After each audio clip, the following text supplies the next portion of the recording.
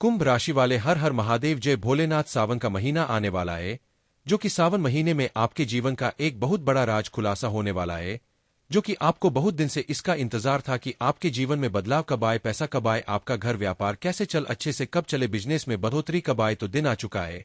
सावन के महीने में आपका राशि के ऊपर भगवान भोलेनाथ का आशीर्वाद पड़ चुका है, और कुंभ राशि से जो भी राशि वाले में है उनसे मेरा हाथ जोड़कर विनती है कि हमारे YouTube चैनल राशिफल टुडे में पहली बार आए हैं तो हमारे चैनल को सब्सक्राइब और लाइक जरूर कर दे। मैं बताना चाहता हूं कि वह खुलासा किस बात की है, क्या है।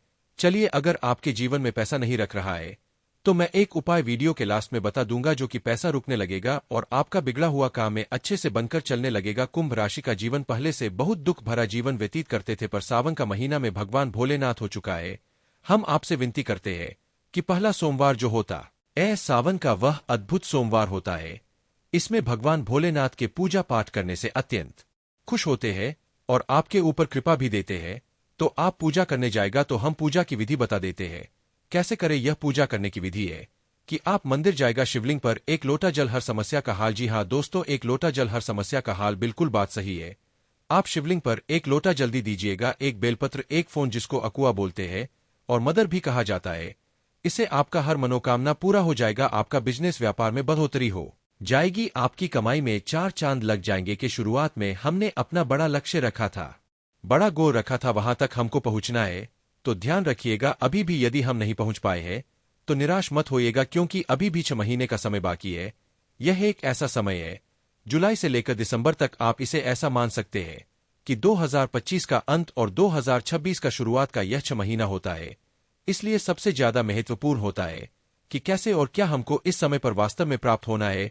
अर्धवार्षिक परीक्षा आपने कंप्लीट कर लिया, अब तैयारी करनी है वार्षिक परीक्षा की, अब तैयारी करनी है हमको बड़े जीत की। हमने यहाँ पर कुंभ राशि को प्रेडिक्ट करने के लिए, अगले 6 महीने को जानने के लिए हमने 4 ग्रहों को यहाँ पर लिया है।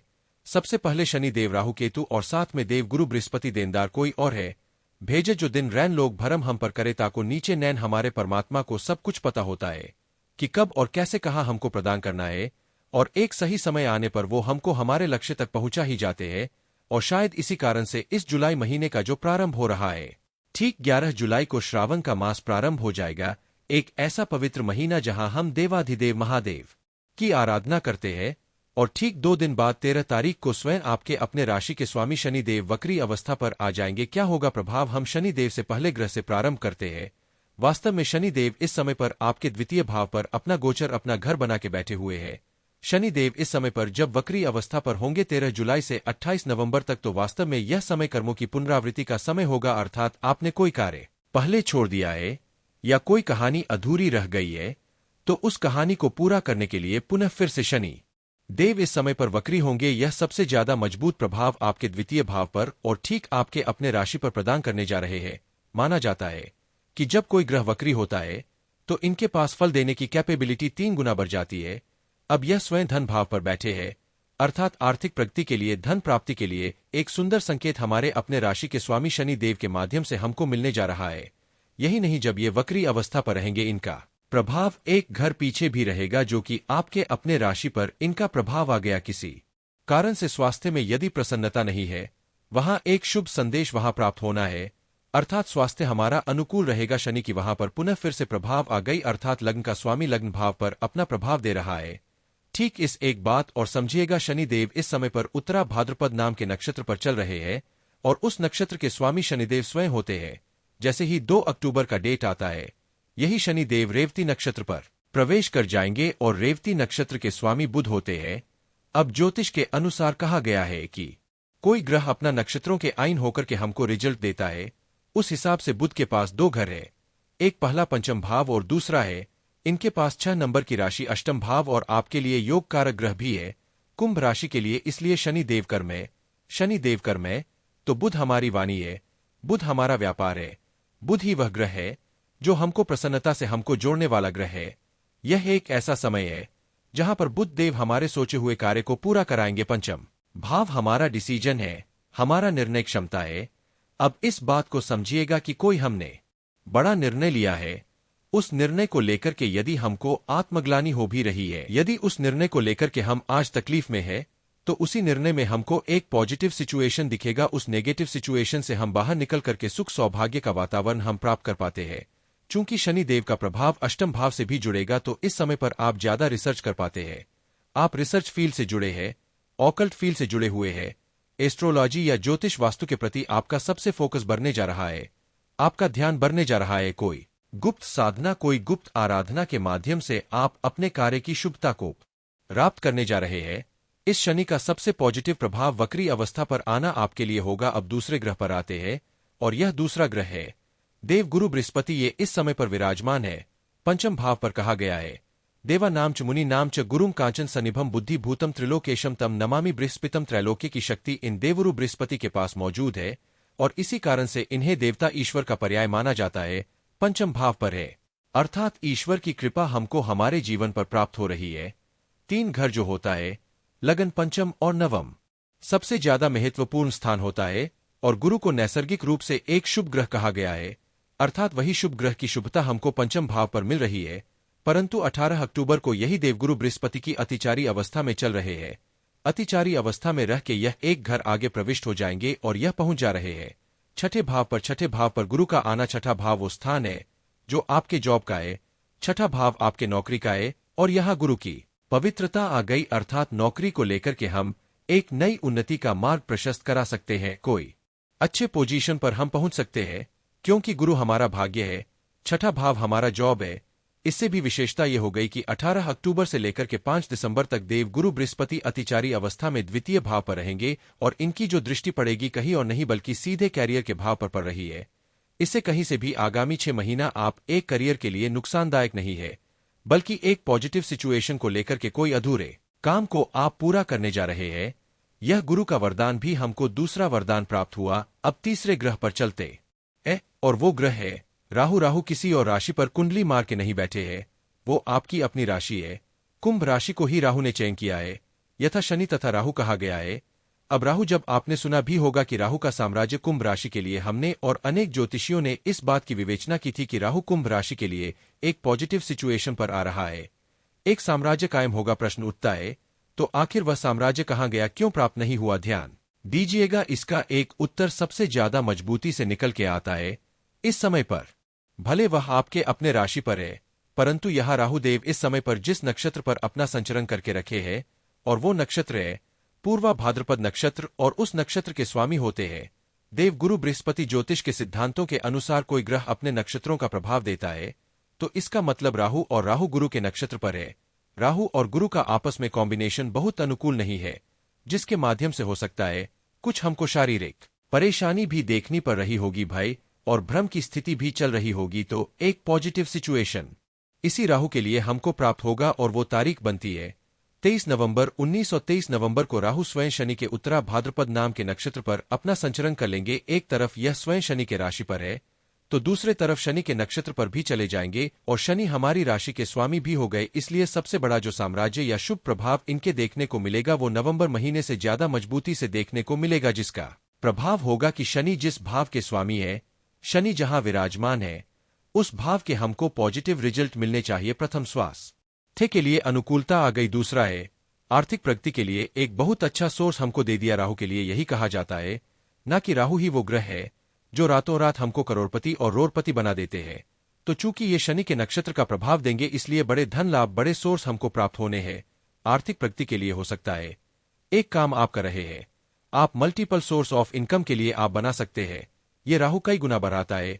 जिस स्थान पर ये राहु होता है, जिस नक्षत्रों का ये प्रभाव देता है, वो 10x राहु का काम है। अर्थात जो सिचुएशन है उसको 10 गुना बढ़ा देना। शनि धन भाव पर है, शनि के नक्षत्र पर रहेंगे, अर्थात जो आर्थिक संपन्नता है वह 10 गुना तक बढ़ जाए तो कोई अतिशयोक्ति की बात नहीं होगी। अब राहु के पास एक प्रभाव और है, और वह है इनका नवम प्रभाव। नवम दृष्टि से यही राहुदेव सीधे भाग्य भाव को देख रहे हैं, और यह जिस घर को देख रहे हैं यह किसी और का नहीं बल्कि शुक्राचार्य का घर भी हो गया। इसलिए राहु हमारे भाग्य उन्नति के लिए भी हमको सहायता प्रदान करते हैं। अगले ग्रह के रूप में हमको प्राप्त होते हैं अंतिम ग्रह, और वो है केतु। ज्योतिष में 9 ग्रहों में सबसे अंतिम में इस केतु को रखा गया है। इतना प्रभावपूर्ण यह ग्रह है, और यही ग्रह 18 मई 2025 से लेकर के मार्च 2026 तक कुंभ राशि के सप्तम भाव पर विराजमान रहेंगे। 5 नंबर अपने शत्रु सूर्य की राशि पर विराजमान है, और ऊपर से केतु स्वयं अपने नक्षत्र पर ही चल रहे हैं। अब जैसे ही 20 जुलाई का डेट आता है, यही केतु देव पूर्वा फाल्गुनी नाम के नक्षत्र पर अपना संचरण कर लेंगे। और ज्योतिष का सूत्र क्या कहता है कि कोई ग्रह अपने नक्षत्रों के आइन होकर हमको रिजल्ट देता है, तो इस समय पर यही केतु सप्तम भाव पर बैठकर के शुक्र की 2 राशियों का प्रभाव हमको देंगे। प्रथम 7 नंबर जो है और दूसरा 2 नंबर ये रहा, अर्थात हमको जो प्रभाव केतु का मिलेगा चौथे 7वें और 9वें घर का प्रभाव हमको मजबूती से मिलेगा। चतुर्थ भाव, कोई प्रॉपर्टी आप खरीदना चाहते हैं, कोई प्रॉपर्टी बेचना चाहते हैं, अनुकूल हो गया। चतुर्थ भाव वो स्थान है जो हमारे सुख समृद्धि का है, और इसलिए यदि केतु को हम ब्रेकर कहते हैं तो कोई ब्रेकर हमने देखा भी है, तो अब ये अपने मित्र के नक्षत्र पर जा रहे हैं, क्योंकि केतु को हम मानते हैं दानव, और वहीं पर जिस नक्षत्र पर नहीं जा रहे हैं स्वयं दानव गुरु शुक्राचार्य का नक्षत्र हो गया। इसलिए कोई बड़े पॉजिटिव सिचुएशन या फिर बड़े प्रॉपर्टी से युक्त हम काम को इस समय पर कर सकते हैं। दूसरा प्रभाव, ये केतु हमको 7 नंबर की राशि नवम भाव का रिजल्ट दे रहे हैं, जहां पर ऑलरेडी राहु की दृष्टि आ रही है। अब केतु भी अपना प्रभाव देंगे। सबसे ज्यादा मजबूती से मेरे ईश्वर की कृपा मुझ तक पहुंचने जा रही है। मैंने जो मेहनत किया, मैंने जो प्रयास किया, मैंने अपने आंसुओं को देखा, उन सब का हिसाब वास्तव में एक दिन हमारे परमात्मा जरूर करते हैं। और शायद यही वो समय होगा जहां पर राहु और केतु दोनों ग्रहों का प्रभाव हमको प्राप्त हो रहा है। हमारे किस्मत के भाव पर, भाग्य के भाव पर। आपके लिए तो राहु केतु दोनों ही योग कारक है ना, दोनों ग्रह तो दोनों ही ऐसे ग्रह नहीं है जो आपके लिए योग कारक नहीं है। इसलिए योग कारक ग्रह का डेफिनेशन यह होता है कि वो ग्रह जो आपके जीवन को प्लस करने आया है, सकारात्मक परिणाम देने आया है। इसलिए भाग्य की जागृति सबसे अधिक मजबूती से मिलेगी। जो लोग विद्यार्थी है, शिक्षा प्राप्त कर रहे हैं, तो 9th हाउस हमारे उच्च शिक्षा का होता है, तो वो विद्यार्थी उच्च शिक्षा से भी जुड़ पाते हैं। अपने ज्ञान को, अपने नॉलेज को इस समय पर हम बढ़ा सकते हैं। नवम भाव हमारे पिता का होता है। पिताजी से जुड़े हुए कोई परेशानियों की अनुभूति कर रहे हैं, तो वहां पर एक लाभ का सिचुएशन यही केतु हमको प्रदान करता है। ध्यान कहाँ रखना है, केतु जहां बैठे है वो स्थान रेकर का भी होता है। इसलिए दाम्पत्य जीवन पर भी हमको ध्यान देने की आवश्यकता रहेगी। और केतु इसलिए ब्रेकर नहीं देते कि हमारा जीवन खराब हो जाए, बल्कि इसलिए ब्रेकर देते हैं कि आने वाला समय अच्छा नहीं है, थोड़ा सा रुक जाइए, सोच लीजिए, समझ लीजिए, फिर अपने गाड़ी को आगे बढ़ाइए। और यही केतु सप्तम भाव पर से, सप्तम भाव से इनका प्रभाव मिलने जा रहा है शुक्र की राशि पर। और शुक्र को हम विवाह के कारक के रूप में देखते हैं। इसलिए भी जो लोग विवाह की संभावनाओं की तलाश कर रहे हैं, 20 जुलाई से वैवाहिक जीवन के लिए एक अनुकूल समय इसी केतु के माध्यम से हमको निकल कर आने वाला है। अब एक अंतिम प्रेडिक्शन देने जा रहे हैं, और वह प्रभाव होगा जहां पर भी 9 नंबर की राशि है, वह सबसे ज्यादा आपका एक्टिवेट होने जा रहा है। और 9 नंबर की राशि देखेंगे, आपका ये रहा 11वां घर, और 11वां घर है बड़े लाभ का, हमारी इच्छाओं की पूर्ति का। तो भाई आखिर कैसे समझिएगा, इस 6 महीने के शुरुआत में गुरुदेव पंचम भाव पर रहेंगे और इनकी 7वीं दृष्टि पर रही है। एकादश भाव पर तो वहीं पर केतु की 5वीं दृष्टि पड़ रही है। एकादश भाव पर तो वहीं पर शनि की 10वीं दृष्टि पड़ रही है। एकादश भाव पर तो वहीं पर शनि इस समय पर वक्री होने के कारण राहु पर भी उनका आधिपत्य है, और इस प्रकार से राहु का कनेक्शन भी बैठ गया हमारे लाभ के घर पर। एकादश भाव पर तो कौन सा घर सबसे जागृत हो गया भाई, 11वां घर आपका सबसे ज्यादा जागृत हो गया। कोई इच्छाओं की पूर्ति प्रबलता से आगे बढ़ने जा रही है, कोई ड्रीम है हमारा, कोई डिजायर है, और उस डिजायर की पूर्ति के लिए हम बारंबार प्रयास किए हैं। तो अब हमारे पास 4 ग्रहों की एनर्जी है, और जिसके माध्यम से वहां तक हम पहुंच पाते हैं, क्योंकि 11वां घर बड़े लाभ को दिखाता है। शनि राहु जैसे ग्रहों का प्रभाव वहां मिल गया, इसलिए जो परिणाम मिलना है वो काफी मजबूती से बड़े लंबे समय तक, बड़े अंजाम तक हमको पहुंचाने वाला रहेगा। 11वां घर इच्छाओं की पूर्ति ही सिर्फ नहीं करता, बल्कि आपके बड़े भाई बहनों से भी आपको सपोर्ट दिलाता है, उनसे जुड़े हुए आप काम कर सकते हैं। यह समय है वास्तव में शोषण होने का, इस ये समय है सामाजिक कार्यों से जुड़ने का, यह समय है अपने समाज से, अपने आसपास के जो गरीब है, दीन दुखिया है, उनसे जुड़ के उनके लिए सपोर्ट करने का। यकीन मानिए, आपका दिया हुआ एक का दान भी कई लाख और करोड़ के रूप में आपको वापस आ सकता है। वो है 11वां घर जो हमारे इच्छाओं की पूर्ति का स्थान होता है। आगे 6 महीने को सफल बनाने के लिए श्रावण मास का शुभारंभ भी हो रहा है, इसलिए भगवान महादेव की आराधना करना मत भूलिएगा। भगवान शिवलिंग पर जल अर्पण करने से हमारे कार्यों की पूर्ति होती है, हमारा मनोरथ सिद्ध होता है। क्योंकि भावी में सकत त्रिपुरारी हमारे भाल में जो नहीं भी लिखा है वो भगवान महादेव दे सकते हैं, और जो बुरा लिखा है उसे महादेव मिटा सकते हैं। इसलिए महादेव की आराधना जरूर कीजिएगा। पुनः एक बार फिर आप सभी का दिवस बहुत मंगलमय है, और इस वीडियो को अब हम विराम देते हैं। उम्मीद है आप सब ने इसे समझा, आप सब ने इसे जाना है। यदि आपने इसे समझा है जाना है मेरे समझाने का प्रयास। यदि आपको सार्थक लगा हो मेरे समझाने का तरीका, यदि आपको सार्थक लगा हो तो हर बार की भांति इस बार भी अपना प्यार भरा लाइक और कमेंट करना कभी मत भूलिएगा। और हाँ, यदि अभी तक आपने चैनल को सब्सक्राइब नहीं किया है, सब्सक्राइब जरूर कीजिएगा। पुनः एक बार फिर आप सभी का दिवस बहुत मंगलमय हो, इन्हीं शुभकामनाओं के साथ। जय श्री राम। हमारा वीडियो पसंद है तो सब्सक्राइब और लाइक जरूर करें। धन्यवाद।